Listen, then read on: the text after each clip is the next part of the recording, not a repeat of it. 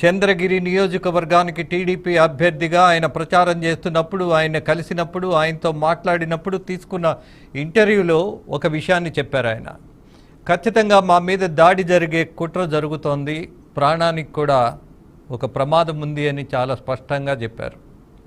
ఆయన చెప్పినట్టుగానే జరిగినట్టుంది. నిజానికి అభ్యర్థి ఆయన వెళ్ళినటువంటి ప్రాంతం ఏంటి, ఎందుకు వెళ్ళారు అన్నటువంటి ఒకే ఒక కోణం ఆలోచిస్తే బాధ్యత కలిగినటువంటి అభ్యర్థిగా, రాజకీయ నాయకుడిగా తనకున్న హక్కుగా పద్మావతి కళాశాలలో అక్కడికి వెళ్ళి కొంత చూడాల్సినటువంటి, తెలుసుకోవాల్సినటువంటి అంశం ఉంటే అక్కడికి వెళితే జరిగినటువంటి దాడి ఇప్పటి వరకు మీకు చూయించా. ఆయన మీద దాడి జరగటంతో పాటు బహుశా మన అదృష్టం అనుకుంటా, ఇవాళ నేను చాలా బాధాకరమైనటువంటి వార్త చెప్పాల్సి వచ్చేది పులివర్తి నాని గారి గురించి.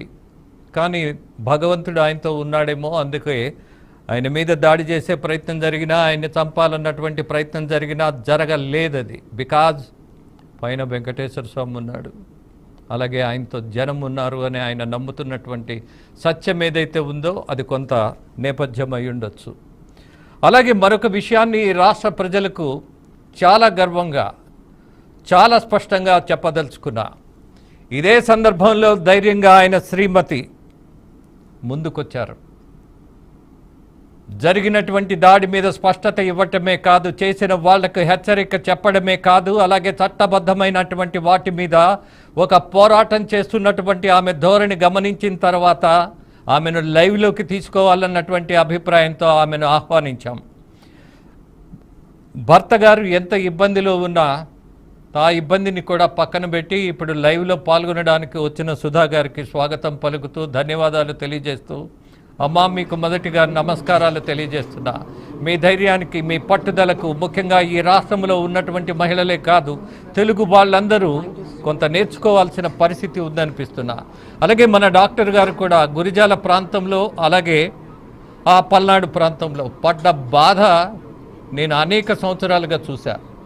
కానీ ఆమె సంయమనంతో నిలబడినటువంటి ఆ పద్ధతిని కూడా గమనించా. ఒక డాక్టర్ అయ్యి జనం కోసం, జనం మధ్యకు వస్తే జరిగినటువంటి ఒత్తిడి గమనిస్తే నిజంగా మహిళలకు ఆంధ్రప్రదేశ్ రాష్ట్రంలో చేతులెత్తి మొక్కాల్సిన పరిస్థితి. ఆంధ్రప్రదేశ్లో ధైర్యాన్ని నింపింది ఒకే ఒక్కళ్ళు, అడ్డ పంచెలు కట్టుకున్న మగోళ్ళు, మీసాలు పెంచినోళ్ళు కాదు. బట్ సత్యం గమనించినప్పుడు ఆంధ్రప్రదేశ్లో ధైర్యాన్ని, గౌరవాన్ని ప్రపంచానికి తెలియజేసింది మహిళలు అన్నది వాస్తవం. అలాగే మీ ధోరణి నిన్న గమనించిన తర్వాత ఈ రాష్ట్రం మొత్తం మీకు నమస్కరిస్తోంది. మాకు అనేక ఫోన్లు, మేడం అవకాశం ఉంటే ఆమెను లైవ్లోకి తీసుకోండి, మరొకసారి మాట్లాడించండి, ఆమెకు ధైర్యం చెప్పే ప్రయత్నం ఈ ప్రజలు ఉన్నారని తెలియజేయండి అన్నారమ్మా. జరిగినటువంటి సత్యం ఏంటో ఒక్కసారి మీ ద్వారా వినాలనుకుంటున్నా. అలాగే ధైర్యం కోల్పోకుండా ఇవాళ నిలబడుతున్నందుకు నిలబడాలని మిమ్మల్ని అభ్యర్థిస్తూ, ఎందుకమ్మా మీ మీద జరిగినటువంటి దాడి, అలాగే అక్కడ జరిగినటువంటి పరిస్థితులు ఒకసారి మీ దగ్గర నుంచి తెలుసుకుంటాం.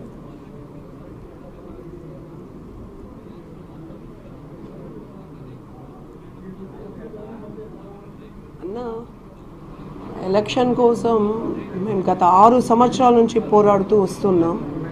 ఆల్మోస్ట్ 6 years పోయిన ఎలక్షన్ పోగొట్టుకున్నాం. అప్పటి నుంచి ఇప్పటి వరకు కూడా మేము ఎలక్షన్ కోసం అని పోరాడుతూ ఉన్నాం. అండ్ లాస్ట్ 1 year విగరస్గా, కంటిన్యూస్గా మేము ఫీల్డ్ మీదే ఉన్నాం. మా మీద దాడులు జరుగుతూనే ఉంది, కేసులు పెడుతూనే ఉన్నారు. సో 2019 ఎలక్షన్స్ నేపథ్యంలో మేము ఇంకంత అప్రమత్తంగా ఉండాలని నిర్ణయించుకున్నాం. కానీ క్యాడర్ని కానీ మమ్మల్ని కానీ అడుగడుగున ఇబ్బంది పెడుతూ వస్తున్నారని ప్రజల్లో మార్పు గమనిస్తూ వచ్చాం మనం. సో వాళ్ళు కూడా అంతే స్పష్టంగా మార్పు చూశారు. వీళ్ళ వైపు ప్రజలు ఉన్నారు అని ఒక ఆలోచనతోనే ఎలక్షన్కి భయపడుతూనే వచ్చారు. మనం ధైర్యంగా వెళ్తూ వచ్చాం. ఫైనల్గా పోల్ డే అన్నది వచ్చింది. దొంగ ఓట్ల మీద మనం పోరాటం చేసాం, అలుపెరగని పోరాటం. నాని గారు అయితే ప్రాణం మీదకి కూడా తెచ్చుకున్నారు. సో కంటిన్యూస్గా మనం చేయడం, చాలా వరకు మనం సక్సెస్ కాగలిగాం పోలింగ్ రోజు. అండ్ రాష్ట్రం అంతా వ్యతిరేకత ఉండడము, స్థానిక ఎమ్మెల్యే మీద వ్యతిరేకత ఉండడం, సో మనకు అన్నీ కలిసి వచ్చాయి. సో అత్యధిక పోలింగ్ జరిగింది కూడా, ఎక్కువ పర్సంటేజ్ ఆఫ్ పోలింగ్ జరిగింది. సో అన్నీ బాగుంది. సో పోలింగ్ జరిగిన 3 గంటల నుంచి స్టార్ట్ చేసినారు వాళ్ళు గొడవలు జరగడం. ఆ పోలింగ్ని ఆపాలి, రీపోలింగ్ సృష్టించాలి అని అడుగడుగున 3 o'clock ఒక ఆర్సీపురం వెళ్ళారు. మళ్ళీ మా పల్లె పులివర్తివారిపల్లికి వెళ్ళారు, అట్నుంచి కూచువారిపల్లికి వెళ్ళారు. అక్కడ అందరు తలలు పగలు కొట్టారు, లేడీస్ని అందరినీ కొట్టారు.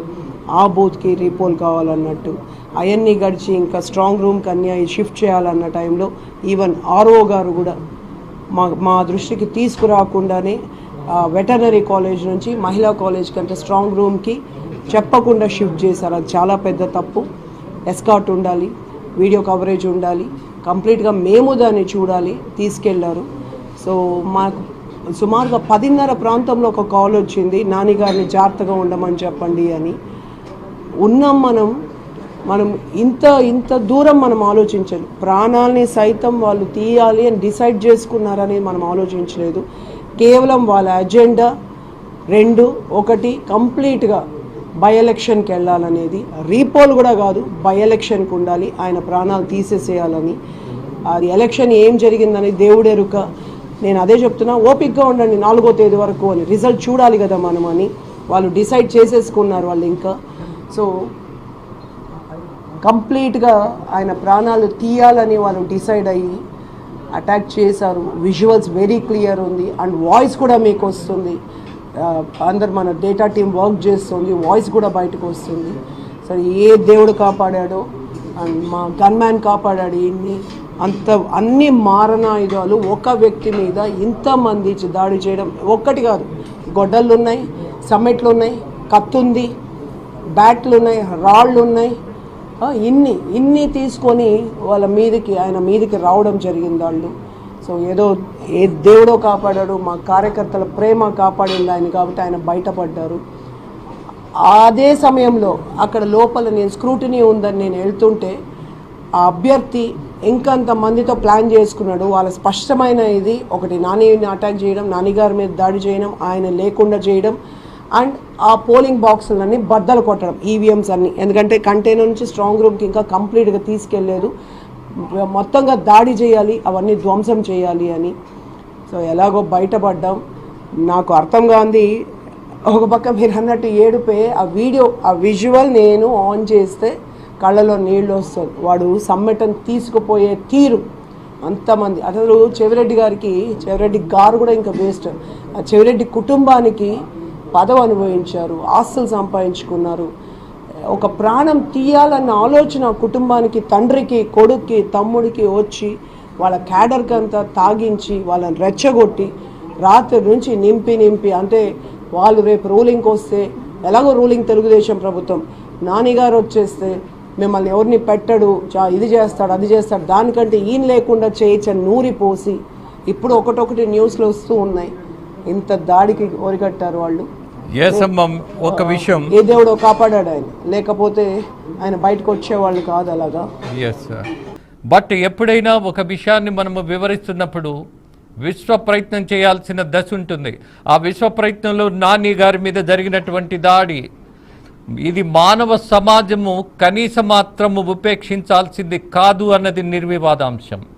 ఎక్కడైనా ప్రజాస్వామ్యయుతంగా పోరాడుతున్నటువంటి ఒక నాయకుడు, దట్టు పులివర్తి నాని గారికి ఒక ముద్ర ఉంది, సంస్కారవంతుడుగా, సహనవంతుడుగా, అలాగే బూతు సమాధానంగా చెప్పినటువంటి ప్రవర్తనే లేదు. నేను మళ్ళీ చెప్తున్నా, మీరు రాజకీయాల్లోకి వచ్చిన తర్వాత పొందిన దానికంటే పోగొట్టుకున్నది ఎక్కువ అన్నది సత్యం, దాన్ని ఎవరూ కాదనలేరు.